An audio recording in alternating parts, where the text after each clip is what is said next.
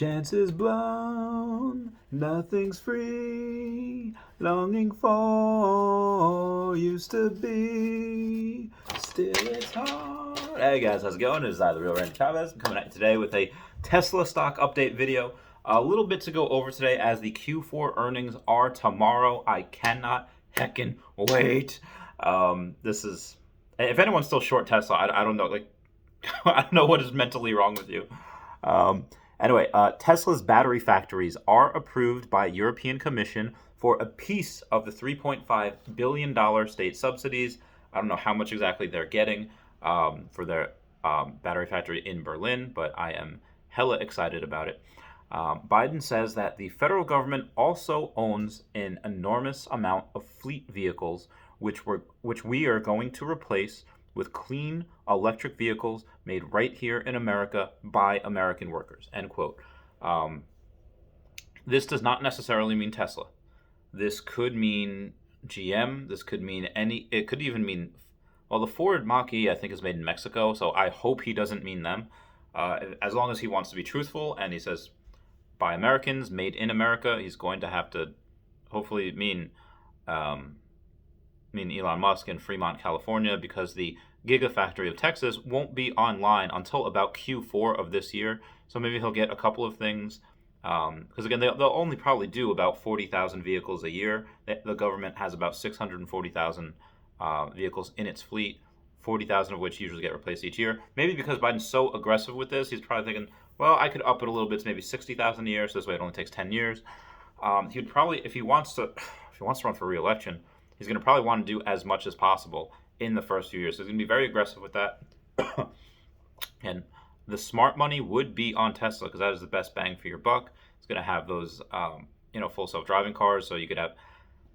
That's probably a little scary having the government have that much power, having a fleet of Teslas looking everywhere, every whim. But either way, Elon Musk before tweeted, "I kinda love Etsy," and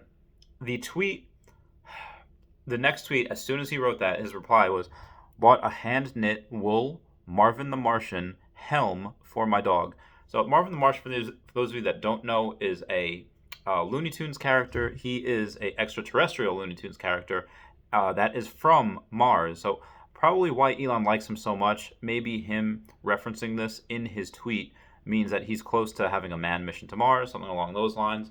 But I thought that was really cool. A lot of other people are focusing on the fact that as soon as he said he loves Etsy, it went up 6%. I'm not 100% sure what they finished at, but that was this morning. It's a direct result from this tweet.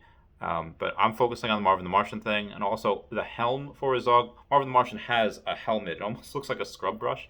And then he has a skirt as well. He didn't mention anything about that for his dog. I want pictures of his doggo.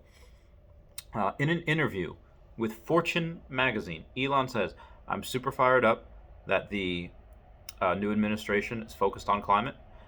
I think it's great. I feel very optimistic about the future of sustainable energy with the new administration. Not that we should get complacent or anything, but the wind is at our back for solving the climate crisis with the new administration.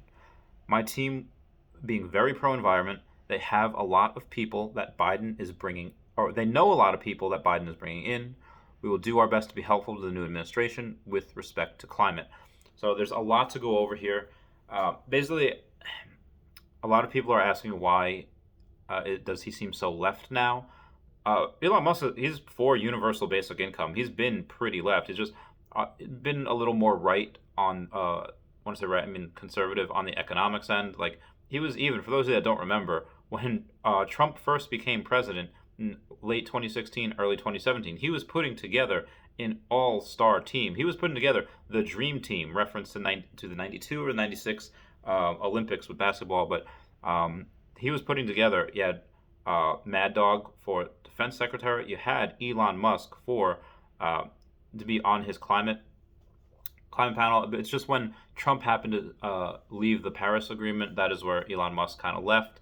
But again, he just left that publicly. He was still probably consulting on the side to Donald Trump just because he wanted to make nice with him, because he wanted to have, I think he also had a hand in making the next Gigafactory Texas, saying like, "Hey, I'll let you do what you need to do. Just make sure the next factory is going to be in America." It's got to be the best factory. It's got to be better than all the other factories. We have the best factories. I need to say that. So it's probably going to be something along those lines. But for this, again, he doesn't care. The first thing that I went over, whether Biden picks Tesla for their fleet or if he picks GM, whatever, Elon Musk only cares about transitioning the world into sustainable energy. It'd be the best bang for us, the taxpayer, to be able for them to get Teslas just because it's, again, a better bang for their buck and good for the stock price. There's also be free advertising, just having government vehicles. Unfortunately, right now, because Biden says he wants to have them made in America, he would have to wait until next year to get police Cybertrucks or government Cybertrucks, just because it won't be made until Q4 of this year and probably well into next year. Fast Money from CNBC said you shouldn't stay, or I'm sorry, they said you should stay in Tesla, and they don't really know what would take this stock down. They got it wrong this whole time. Yeah, same. It does not matter. In my personal opinion, I'm not a financial advisor. It's not financial advice. This is just what I'm doing. I'm in a hotel right now, clearly, but once I move into my new place, this weekend and the next week I pay off that Trophy Kangaskhan for my Pokemon card, I'll have more money to invest. Yes, I'll buy Bitcoin. Yes, I'll buy Ethereum. Yes, I'll put more into that Earth 2 game link down below. Also, smash that like button, guys. Really helps the YouTube algorithm. Let me put in more into Tesla. It's still very undervalued. Every single person that has been going over the Q4 estimates for tomorrow, all of them saying like, oh, well, Tesla's guidance is probably going to be 850,000. That's great. It probably will be. That's probably what they'll say. Although internally, they'll probably be shooting for 1 million vehicles, depending on when Giga Berlin, most likely Q3, is launched, and Giga Texas, most likely Q4, is launched. Again, they could surprise us. Giga Berlin could be starting in Q2. I don't believe so. I think it'll be in Q3, maybe Q4 if they have delays. But it seems to me that they have pretty much everything lined up. Their ducks are in a row. If anyone's seen drone footage of it, there's new stuff done every day. It's incredible, unlike Nikola. But everyone else is focused on what their revenue will be, and they just go based on car sales, which is fine. Even Gordon Johnson, the biggest Tesla bear in the world, says he expects $500 million profit in Q4, and he didn't even mention ZEV credits. So, what's it going to be, 800 billion? I'm sorry, 800 million? $500 million, it's a lot without ZEV credits. But again, Q4 was great, and their cost to make vehicles is declining. They don't have to pay as much to make these vehicles, and it's not like they are raising their prices and really breaking in this profit, although they could, because again, the value goes up because they have over-the-wire software updates. The value literally goes up every single time they do an update. But what they are doing is they are passing that savings on to us. They cut prices like 14 times last year just because it was cheaper to be able to make and manufacture, so they cut prices, passing the savings on to us, the healthy consumer. Analysts think about $10.5 billion in revenue. And again, most of it's car sales. A lot of people are really sleeping on solar. They're sleeping. People are like, no, like that's not going to be anything big. They're sleeping on insurance. They're sleeping on solar. There is so much to go over here. There is so much room to run.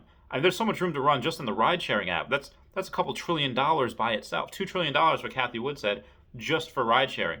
And Tesla's going to take the bulk of that just because it's autonomous. It's going to be insane. And again, if I had $100,000 and could only choose one stock to put it in, it'd be Tesla. GameStop, I know people wanted me to cover. Unfortunately, I just don't know too much about it. Mostly from what I can gather, it's just the Robin Hood crowd saying, hey, let's do this, this, and this. And they're pushing the stock up. Because I have a couple friends that I talk to at GameStop. And, a buddy of mine, and she doesn't really know anything about stocks. I asked her about it. Have you guys been, really busy the past, couple weeks or month? And she's like, well, Christmas was a little busy. And then people always ask about the PS5. But outside of that, nothing. Outside of that, the stores are, empty. I was like, oh, wow. So, yeah, there's nothing fundamental. There's no fundamental reasons for GameStop to go up that much. It's just Robin Hood crowd. It's really insane. I think the government might curtail that in the future. I don't know. Elon Musk is on Discord, apparently, also. We don't know 100% what his name is. He didn't say. He probably wants to keep it private for obvious reasons. But I love you guys. Please comment, like, and subscribe. Comments are good for the YouTube algorithm and will get me out of this hotel. I love you. Goodbye.